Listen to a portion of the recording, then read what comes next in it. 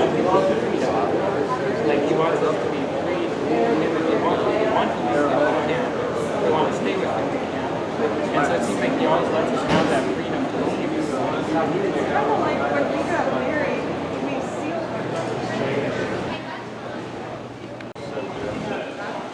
All we need is a neighbor for you.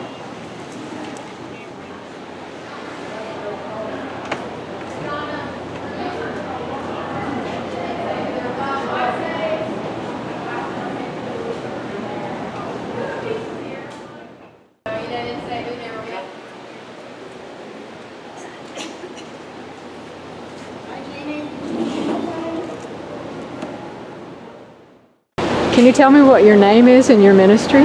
My name is Sean Hoffman, and our ministry is called the Virtual Reality Bible Museum.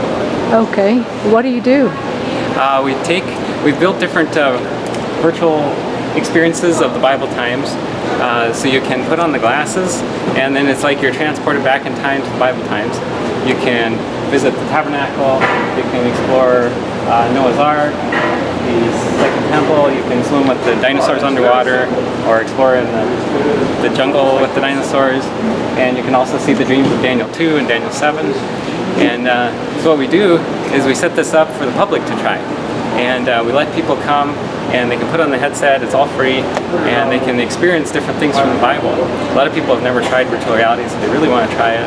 And especially the children, the younger kids, they're really excited about it.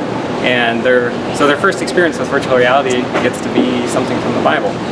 And then while the children are doing the virtual reality, then the parents are standing and waiting. And then we get to talk to the parents, and so we try to kind of become friends with them, and then start talking to them about the books that we have available. And they can choose any books that they want to take with them. Those are all free as well. And so we've been able to get a lot of books out to people that way. Excellent. The children get to learn something from the virtual reality. There's an audio narration that goes in the headphones. And then the parents, we try to get books out to the parents. And we have some books for kids too, some literature. Okay, excellent. So we're at a fair obviously right now, so you're available to travel and go to different churches and fairs? Yeah, we travel to churches, fairs, schools.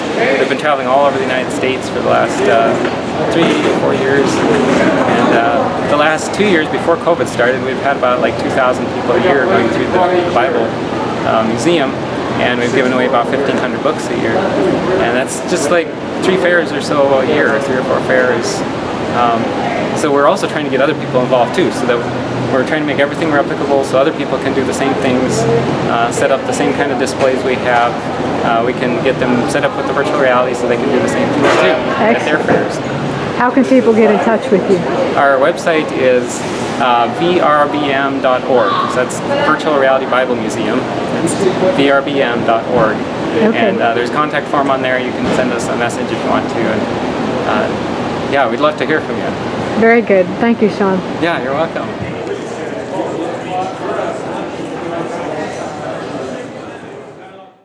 Okay, you want to tell us what your name is and your ministry? My name is Tyler, and this is the Final Images.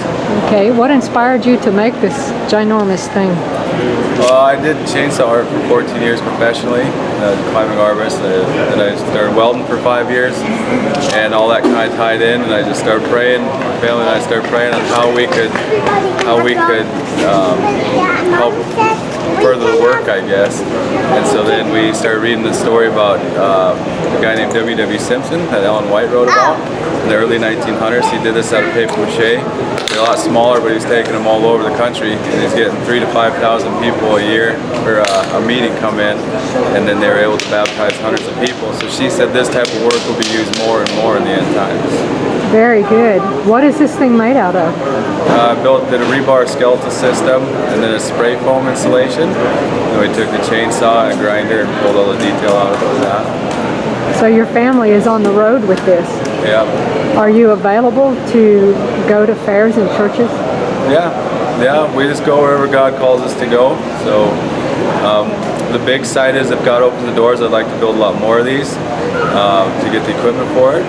And then until then, though, we're just traveling wherever the Lord opens the doors. And whether it's to go ahead of evangelists to be able to canvass the area a couple weeks ahead of time before they have meetings. We've done that, and then we'll see how that goes. That's coming up here in a few weeks in September. And then with this fair, you know, just wherever we can help out for the gospel. But other than that, we just drive it around, stop at a grocery store or gas stations. It becomes our everyday life, and we're able to pass out books and talk to people and hear testimonies and give our own. Very good. How can people get in touch with you? You can go to thefinalimages@gmail.com, and you can email us through that. We will have a website. I've got to work on it. It's still under construction, but up until then, hopefully in the next few weeks, they'll be able to be up and going. But until then, just a Gmail account. Okay, thank you. Okay. So what's your name? John Matern. Okay, Brother John, why did you choose to join with this traveling beast here? Well, I met Tyler about a year ago at a grocery store, and we talked, and told me he was a wood carver, and so I saw him carving some wood, like eagles, and he carves a wood Daniel 2, and I have a Daniel 2, Daniel 7 paintings, drawings that I set up at a Northeast Washington fair. So I was interested, and then he told me he wanted to build this beast. That's what we call it, the beast. And once I saw it, and I saw how it works, we say the beast works, and it just attracts people. And you know, a few years ago I was praying, Lord, I wanted to be involved with outreach, and this thing works, and it's just a blessing. We meet all kinds of people, and it's just a good experience to help people to realize that Christ is coming soon, and we receive a blessing also, and it's just exciting. Amen. Amen. Thank you, Brother John.